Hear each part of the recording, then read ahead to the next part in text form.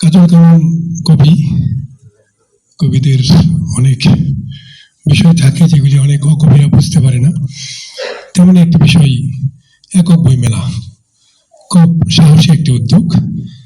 এই উদ্যোগকে আমরা স্বাগত জানাই, তাকে আরো সাহস যোগাতে চাই।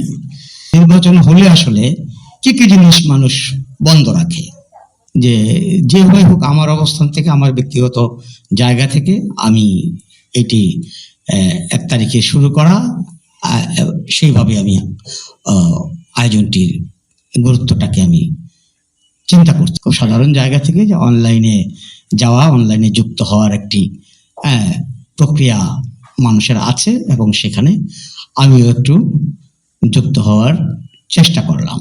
তো আমি সারা জীবনই শ্রমিক,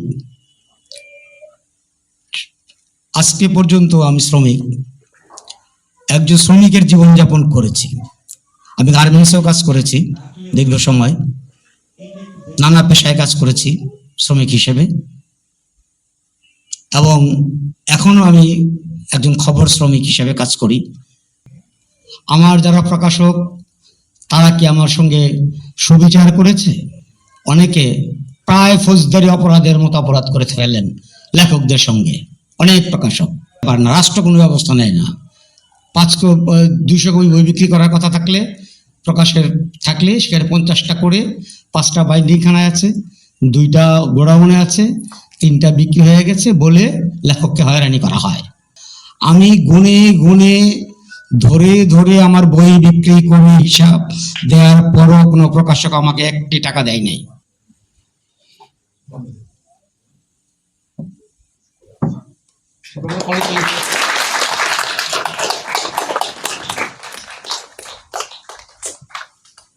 kajalkanan.com এর মধ্য দিয়ে আজকের অনলাইন বইমেলার উদ্বোধন হলেন।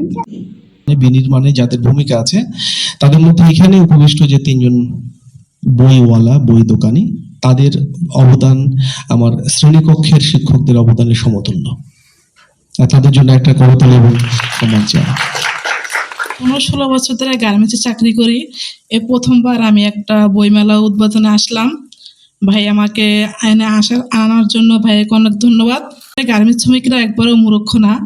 অনেক দেখা যায়, অনেক গার্মেন্টস শ্রমিকরাও মাঝে মধ্যে সুযোগ সুবিধা পাইলে বই পড়ে, বই মেলায় যায়, তার বাচ্চাদের নিয়ে ঘুরতে যায় বা দেখতে যায় বা বই কিনতে যায়। এই আয়োজনটি অফলাইনের উদ্বোধন, এরকম আয়োজন আমাদের দেশে কখনো হয়েছে কিনা বা জগতে কোথাও হয়েছে কিনা সেটা আমার ঠিক জানা নেই।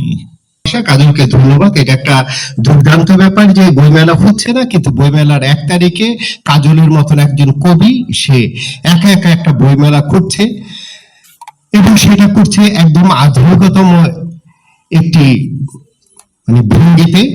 অভিনন্দন। আমরা চাইলে চিল হয়ে যেতে পারতাম, কেন যে তিনি চিল হলেন না? আমরা এক সাধারণ মোকামের কথা বলতেন, সেখানে নাকি মানুষ মানুষের জন্য অপেক্ষা করে।